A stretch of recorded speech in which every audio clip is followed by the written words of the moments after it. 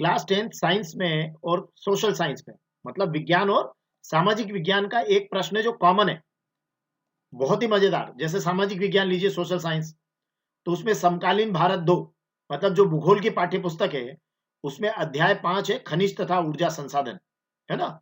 उसमें एक प्रश्न है परंपरागत तथा गैर परंपरागत ऊर्जा साधनों में अंतर लिखिए। अब देखिए, विज्ञान की पाठ्य पुस्तक साइंस में देखिए कक्षा 10 में अध्याय 14 है ऊर्जा के स्रोत। उसमें एक प्रश्न है अनवीकरणीय और नवीकरणीय ऊर्जा स्रोत में अंतर लिखिए। अब ये दोनों प्रश्न एक ही है ना, इनके उत्तर सेम है, दोनों एक ही बात है। लेकिन मजेदार क्या है कि आपको दोनों जगह अंक मिल सकते हैं। जैसे यहां ये 2022 में जो हमारा नया ब्लूप्रिंट आया है एमपी बोर्ड का, उसमें ये 3 अंक का है। तो 2022 में एमपी बोर्ड के नए ब्लूप्रिंट में ये विज्ञान में भी 3 अंक का है।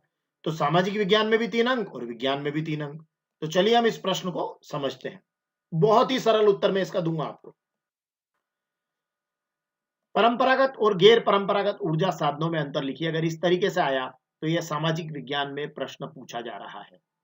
और अनवीकरणीय और नवीकरणीय ऊर्जा स्रोत में अंतर लिखिए, तो आप समझ जाइए विज्ञान के अंदर इस तरीके से प्रश्न पूछा जाएगा। तो याद रखिएगा, परंपरागत मतलब परंपरा से चले आ रहे हैं, मतलब नए नहीं है, तो उनको आप कहेंगे अनवीकरणीय। तो परंपरागत अनवीकरणीय ऊर्जा साधन है ना, जो परंपरागत है वो अनवीकरणीय है। तो आप जब भी परंपरागत की बात आए आप समझ जाइएगा वो अनवीकरणीय है। और गैर परंपरागत की बात आ जाए, मतलब जो परंपरा से नहीं आ रहे, मतलब नए हैं, तो वो नवीकरणीय ऊर्जा साधन हो जाएंगे। अब आपको ये अंतर लिखना है, ठीक है। अब साइंस में आए चाहे सोशल साइंस में आए, है ना, अंतर लिखना है। अब पहला अंतर, ऊर्जा के ऐसे साधन जिनकी उपलब्धता और भंडार सीमित है। ये देखिए यहां पर देखिए कोयले को, अब कोयला पेट्रोलियम, इनकी उपलब्धता और भंडार क्या है, सीमित है, लाखों वर्षों में तैयार हुए हैं और हम इनका दोहन बहुत तेजी से कर रहे हैं, तो इनके भंडार क्या होते जा रहे हैं, सीमित होते जा रहे हैं। और दूसरी तरफ आप यहां देखिए ये पवन चक्की को, तो ऊर्जा के ऐसे साधन जिनकी उपलब्धता पर्याप्त है। अरे भाई, जब तक हवा है तब तक ये ब्लेडें घूमती रहेगी और हमको पवन ऊर्जा मिलती रहेगी। तो इनकी उपलब्धता सीमित है, इनकी उपलब्धता पर्याप्त है। पहला पॉइंट तो ये हो गया। और छोटा लिखना हो तो लिख दीजिएगा उपलब्धता सीमित, उपलब्धता पर्याप्त। दूसरा हो गया कि ये ऊर्जा के प्रचलित स्रोत है, सदियों से चले आ रहे हैं, कोयला पेट्रोलियम आदि, है ना, इनमें कुछ नया नहीं है। लेकिन ये ऊर्जा के वैकल्पिक स्रोत है। कौन? सौर ऊर्जा, पवन ऊर्जा, ये ऊर्जा के वैकल्पिक स्रोत है। आप यहाँ उदाहरण दीजिएगा कि ऊर्जा के प्रचलित स्रोत है कोयला और पेट्रोलियम आदि लिख दीजिएगा। और ये ऊर्जा के वैकल्पिक स्रोत है, मतलब इनके विकल्पों के तौर पे इनका इस्तेमाल हो रहा है, क्योंकि ये खत्म होने वाले हैं।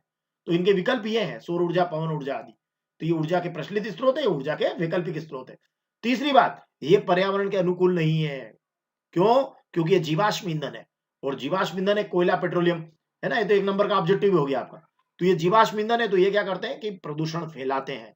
और आप लिख दीजिएगा ये पर्यावरण के अनुकूल है, मतलब ये प्रदूषण नहीं फैलाते हैं। तो आपका 3 नंबर का क्वेश्चन साइंस में भी कंप्लीट हुआ और 3 नंबर का क्वेश्चन आपका सोशल साइंस में भी कंप्लीट हुआ क्लास 10th के अंदर। और साथ में एक ऑब्जेक्टिव भी हुआ कि जीवाश्म ईंधन कौन है, कोयला, पेट्रोलियम। Okay, thank you.